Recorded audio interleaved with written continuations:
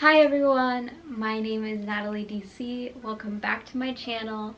I am a reader, writer, and artist here to talk about books with you, and art, and maybe a little bit of writing. In today's video, I will be talking about the 22 best books that I read in 2022. This doesn't mean these books were all released in 2022. These are just the best books that I read in 2022. A lot of these books I discussed previously in other videos on my channel during my abandoned Rainbow Reading Challenge that I hope to pick back up again in the new year. But yeah, a lot of these books I've already discussed in those videos, so I will kind of be skimming through them a bit. They'll be kind of quick segments because there are a lot of books to talk about, but without further ado, let's get started. These books won't be in any particular order. I pretty much rated all of these books the same, from I think 4.25 stars to 5 stars. The first book I will be talking about is Lonely Castle in the Mirror by Mizuki Tsujimura.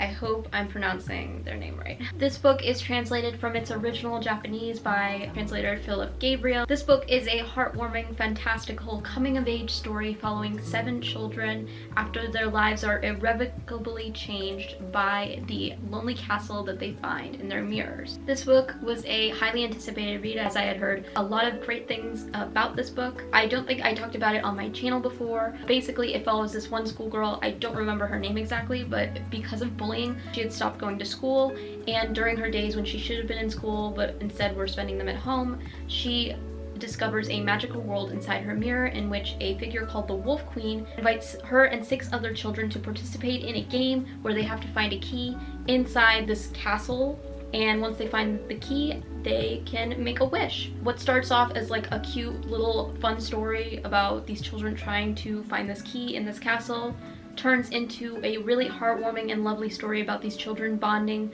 over their shared traumas and why they can't go to school, all the while being tied together by this very childlike and wondrous tone. I really liked how each chapter was split up by each month of the school year. I think it made sense logically with the story. Each month that passes by, the more stress that's compounded on the main character as she's trying to figure out if she wants to go back to school or not, because further away she gets, the more behind she gets. I thought the splitting of the chapters were perfectly bite-sized and perfect for interspersed reading sessions that readers like myself definitely partake in. I also want to mention I received an ARC of this book from NetGalley, so thank you to NetGalley for that. It ended up being one of my top books of 2022, not just because of this beautiful cover, but also the way it weaves together different themes such as coming of age, bullying, friendship, camaraderie in traumatic circumstances, as well as some sci-fi fantasy elements. I love books that genre bend, and this book did it beautifully. While I wish the action was more spread out throughout the novel, as the middle part kind of like sags and it gets a bit boring, I also wish that we got to see all of the 7 children's perspectives throughout the novel instead of most of the novel being taken up by this one character, and then at the end we get to see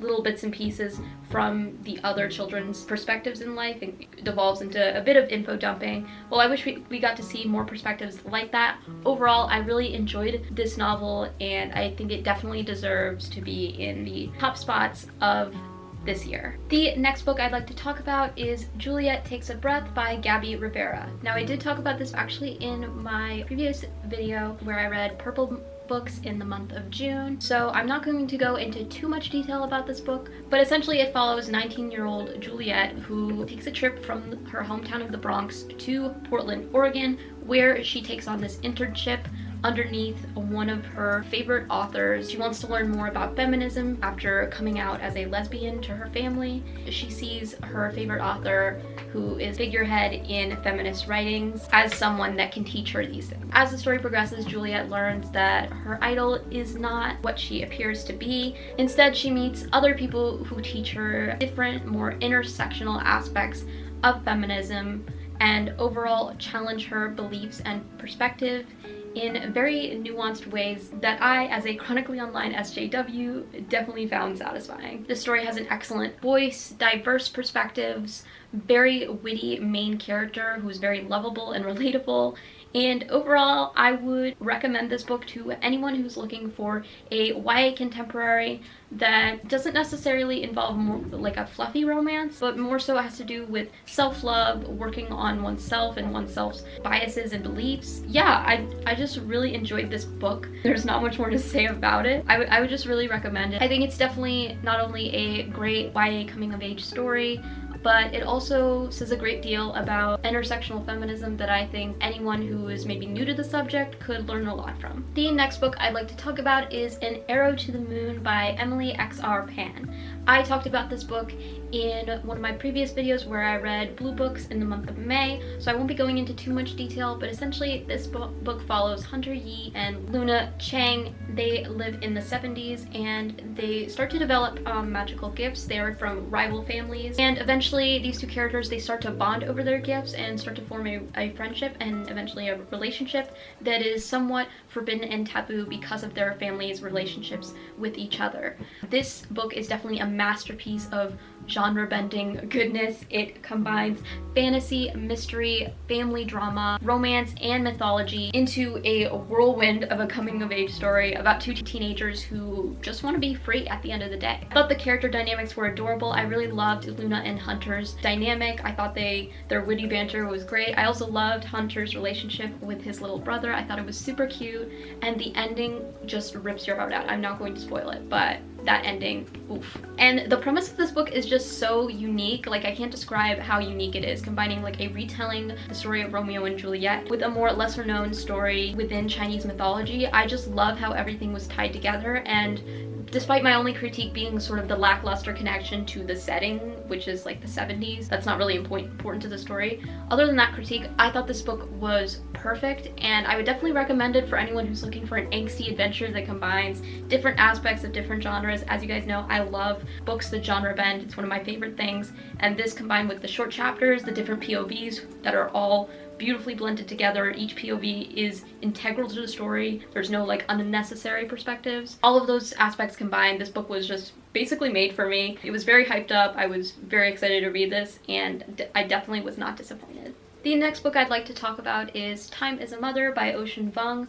Ocean Vuong is one of my favorite contemporary poets. I was lucky enough to be gifted an arc of this book from NetGalley, so thank you to NetGalley for that. The arcs are really pulling through this year. This is Ocean Vuong's latest collection of poetry, and it was actually the first collection of poetry that I read of Ocean Vuong's. I didn't read Night Sky with Exit Wounds, which I'll actually be talking about a little bit later in this video. I hadn't actually read that until after reading this book. Essentially, this book is a heart-wrenching exploration of grief and hope after death of a loved one, told through beautiful, gorgeous, lovely, all the positive adjectives verse.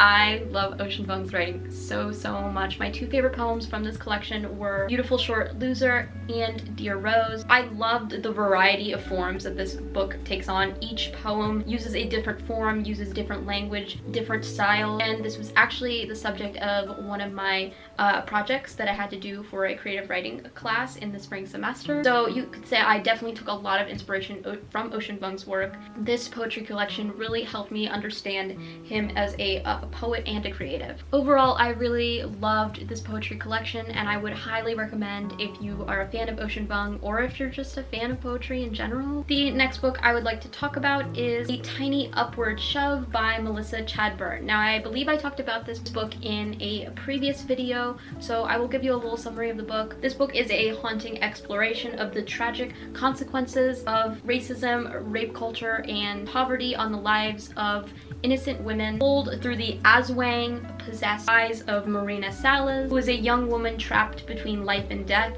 as she relives her life and the experiences of those around her, basically POV hopping between the people who touched her throughout her life. This book was actually an arc. Again, the arcs are pulling us through 2022. What drew me to this book in the first place was its beautiful cover and its very unique way of telling this story. While it initially took me a little bit to get used to all the POV switches and all the different names and faces, it was in the end very much worth it. The writing was gorgeous. It definitely got you through all of the tough times of this novel, was so magical, very, as I said in my Goodreads review, Akweke Emezi-esque, and you guys know I love Akweke Emezi. This is an author to look out for. If you're looking for a gripping, magical story that has very important real-life themes tied throughout it, I would definitely highly recommend this book. The next book I'd like to talk about is The Other Americans by Laila Lalami.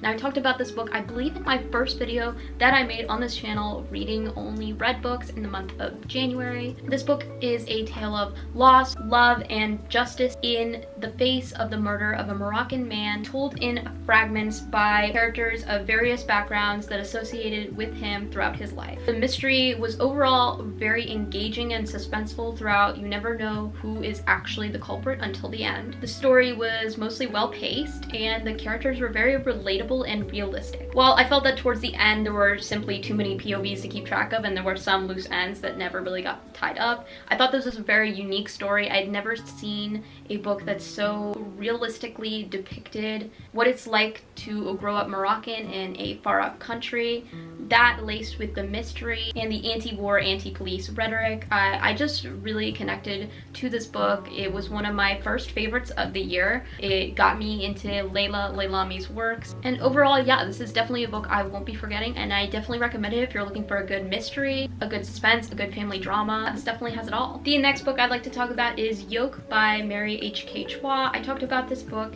in my reading only yellow books in the month of March video. So again, I won't be going into too much detail, but basically this book followed a younger sister grappling with her deteriorating mental health and social life after she has to move in with her sort of estranged older sister and take care of her after her older sister has been diagnosed with ovarian cancer. This book is a beautiful exploration of sisterhood, family, home, and loss, as well as incorporating themes of dealing with mental health and eating disorders and toxic relationships. I love the cover. It's what drew me to the book in the first place, and I really related to the character despite not being a younger sister myself. I really enjoyed her narration. I'm glad that the entire book was in her narration, even though this book is about the two sisters' relationship. Well, I do wish we got more of a chance to empathize with her older sister through more scenes between the two instead of scenes between, for example, her toxic boyfriend. Overall, I really enjoyed this novel. I thought the prose was excellent. Jane's perspective throughout the novel is fucking incredible. I loved her narration so much. There's never a moment in this book where you are bored because her narration is just keeping you up the whole time, no matter how much shitty things are happening to her. Overall, yeah, just a really lovely contemporary book about the relationship between two sisters in the face of such a tragedy. And yeah, I would definitely recommend it. There's not much more I can say about it. This book I have not talked about on my channel yet. It is called Hell Followed With Us by Andrew Joseph White. I picked up this book again from NetGalley. Arcs just getting us through. You guys are sleeping on the arcs. There are some bangers coming out on NetGalley. You need to get on this. This is a horror sci-fi adventure about a 16-year-old trans boy named Benji who is on the run from the cult that raised him, which is a fundamentalist sect that grew out of the United States and caused the Armageddon. Very sci-fi, very end of the world. As Benji's escaping, he meets up with a group of other queer kids who are hiding out in the war-torn no man's land that is Pennsylvania. They start battling the Christian fundamentalist sect together. All the while, sparks fly, romances begin, lifelong friendships start, and yeah, it's just, the writing is so good. I did not expect something as ambitious of a project from a debut writer to be so good.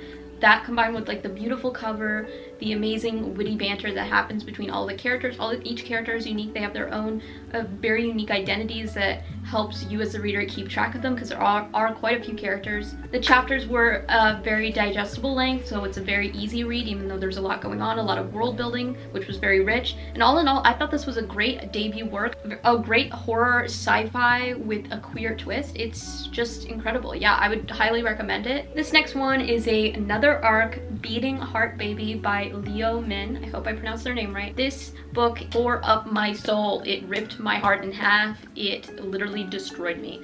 I read this book for my Rainbow Reading Challenge for July, reading pink books. Unfortunately, I was not able to make a whole video dedicated to talking about all the pink books, so I'll briefly talk about this book in particular here. This book is a romance coming-of-age story. It follows two queer Asian boys who struggle to find themselves amidst new friendships, old romances, new triumphs, and old hurdles. If you enjoy Radio Silence, which Radio Silence by Alice Oseman is one of my favorite books of all time, it definitely has those vibes, talking about growing up in online culture, forming fandom-fueled friendships, eventually develop into something even realer. It was chef's kiss, amazing, so realistic, so relatable for a Gen Z reader like myself. I don't even know how to describe my connection to these characters because they just mean everything to me, honestly. The friend group is incredible. The anime, marching band, Y2K aesthetic of it all, it just ripped my heart to pieces, truly. As you can tell, I'm struggling to describe this book without giving away any spoilers because I think it's definitely good to go in blind like I did. I initially picked up this book, again, simply because of its beautiful and eye-catching cover,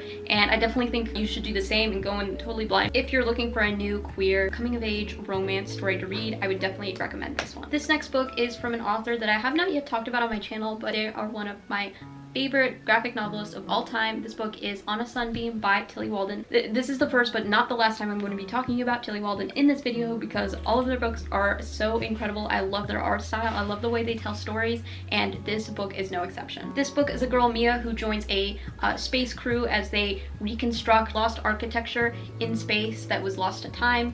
All the while it goes into Mia's past as a student in a boarding school who meets this girl and falls in love and eventually has to say goodbye to her. And this book is basically Mia's journey in making new friendships, coping with the past, and hoping to reconnect with her lost love. There are no men in this book, and like, no disrespect to the men out there, but like, I love the dedication that Tillie Walden has to just all the characters in this book are women and queer women, and I loved the art style so much. It is a thick book, but it's an easy read because it's graphic novel. This book was perfect for me. Again, I love the way Tillie Walden tells their stories, especially through their incredible art style and world building. I would describe this probably as objectively the best graphic novels I've ever read. It's not like my favorite of all time graphic novels I've ever read, but it's objectively probably the best graphic novel I've read. So I definitely recommend checking it out. And speaking of Tillie Walden, also on this list of my favorite books of 2022 was their 2017 graphic novel memoir, Spinning. This is an emotional memoir that goes through the author's childhood through a very simplistic and pastel-y art style. Again, another thick graphic novel, but it took me no time at all to read. I picked this up not really having any plans to finish it in one sitting, but I ended up finishing it anyway and left with a weight on my chest that I did not expect to feel. I related to some of the moments in this book so much more than I thought I ever would. And yeah, this was just a super impactful graphic novel memoir. Definitely a unique way of telling an autobiographical story. Yeah, definitely experience I'll never forget, and I definitely urge you to check out this work of Tillie Walden's as well. The next book I would like to talk about that I actually haven't talked about on this channel yet is The Honeys by Ryan LaSala. I read this book as part of, I forget what month it was, but I was reading all Rainbow books. Again, did not get a chance, unfortunately, to make a whole video dedicated to that, but one of the Rainbow books that stood out to me the most was this book. It is a devastating whirlwind of a contemporary horror magical realist adventure that follows this queer, gender-fluid teenager on a quest to discover the mystery behind his sister's tragic and gruesome death. From the moment I opened this book, I knew I was gonna love it because the prose is just absolutely gorgeous, very eloquent, very flowery. I love language like that. That juxtaposed with the very raw, real, and gruesome nature of the subject matter that is tackled throughout this book, it just chef's kiss, honestly. Mars's character is also super lovable. I loved his narration. They made me crack up so much. The middle, I would say, definitely dragged on a bit because basically the premise of this book is that Mars goes to his sister's boarding school where he has a feeling something happened to have caused her very gruesome deaths. So he takes her place at the boarding school and he ends up learning these secrets, trying to blend in but still trying to figure out the mysteries behind this place. So I would say through the nature of the story, it would make sense that the middle does drag on. So that is a critique I do have, but the ending more than makes up for that middle drag because it is insane. It is batshit. It is everything everywhere all at once level madness. I swear to God, this book is the equivalent of that movie. So if you love that movie, you'll definitely love this book. Overall, this is probably one of the most chaotic, insane reads I've ever read, but I couldn't be more happy giving this a full 5 stars. So if you're in for a world of bees, cults, betrayal, summer romances, and beneath it all, a reckoning with staring death in the face, then yeah, I would definitely urge you to check this book out. It's definitely one of the standout books of this year. queer. The next book I would like to talk about, again from my month of reading rainbow covers, is Somebody's Daughter by Ashley C. Ford. This book has been talked about quite a lot on BookTube, so I'm not going to go too into it, especially since it's such a short book. But essentially this is a memoir about the author's experiences growing up with a formerly incarcerated father, and in her 20s learning that her father is about to be released and trying to cope with those feelings while looking back on her traumatic childhood and adolescence. The writing and composition of this novel is so poignant, and even though I wish it did have a couple of chapters at the end sort of as an epilogue, I would highly recommend it. I do believe this is one of the most poignant and impactful memoirs that I've read, so if you still haven't managed to check this book out, as I hadn't, I would definitely recommend it. Another book that I really enjoyed in 2022 that also has had its fair share of the spotlight on BookTube is The Vanishing Half by Bennett. This is probably one of the most comprehensive explorations of race, gender, and motherhood I've ever read, especially in an historical context. This book follows two sisters, they're twins, who are growing up in the 1950s to 1990s. They escape their small town of Maillard and make it to the big city. They eventually split up, leading different lives. Both sisters are black, but one sister veers off on her own life. She has a child and she is married to a black man and eventually goes back to her hometown to live with her mother, while the other twin sister passes as white and marries a white man and has a white passing daughter. And this book basically takes us on a journey through both of these sisters' lives and eventually to their children's lives as their stories combine, and the people of these two families, they meet and discover their true heritage. A very dense book. It's pretty thick, almost 400 pages, but even though this was such a large and comprehensive read, I really enjoyed it. The story is very engaging with the different perspectives weaving in and out of each other's lives, and overall this book, while it does deal with heavy subject matter, it makes it so interesting, engaging, and unique that I had no choice but to give this 5 stars at the end. I'd probably reread this just to look back on some of the things that I might have missed, because there's so many things jam-packed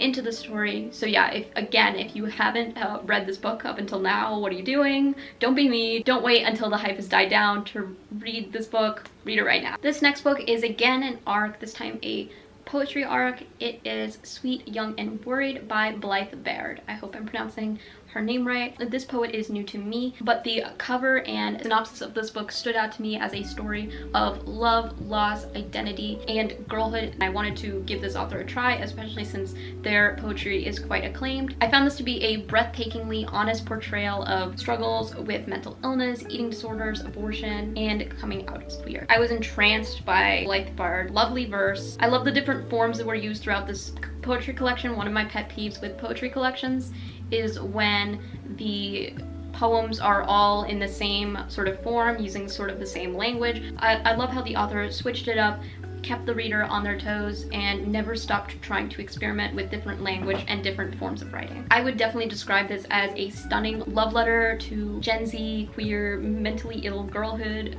which is very relatable to me as a person. This poetry collection is very near and dear to my heart. If you're into any of those themes that I just discussed, you would love this poetry collection. This next book I have previously talked about on my channel in my blue books that I read in May video, so I will be brief, but this book is Blue Skinned Gods by S.J. Sindu.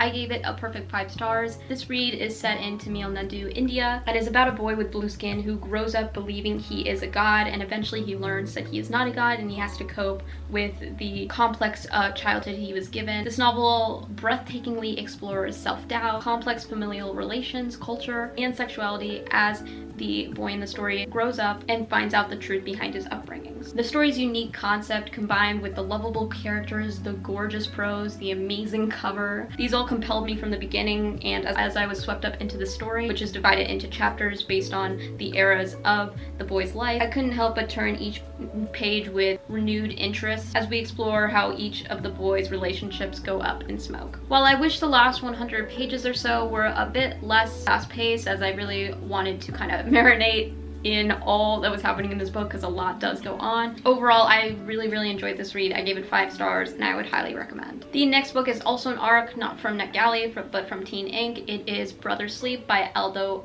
Amparán. I hope I pronounced their name right. This is another poetry collection about the author's experiences with grief, coming out, gender norms, cultural stereotypes and expectations, mental health, and the weight of being alive in a world many are not. This collection was not only rich in its themes, but its style and syntax as well, and it was very reminiscent of works by Vuong, which we already know I love. I swear you can't get wrong with having different forms, different uses of language, all combined with a very cohesive story, and this poetry collection definitely has all of that. I don't think I can pick a favorite poem from this piece. I definitely do want to reread it eventually because I still have the arc and I would like to re-explore some of the themes that are discussed, but overall I really enjoyed this. It was a very quick read, so I would definitely recommend. Save a bit of time, I'm going to kind of speed run the next three because they're either from authors I've already talked about or they are books that I've already talked about on this channel, and they are Night Sky with Exit Wounds by Vuong, Ophelia After All by Raquel Marie, and Patron Saints of Nothing by Ribay. The last two books that I would like to shout out: I Am the Ghost in Your House by Maria Romasco-Moore.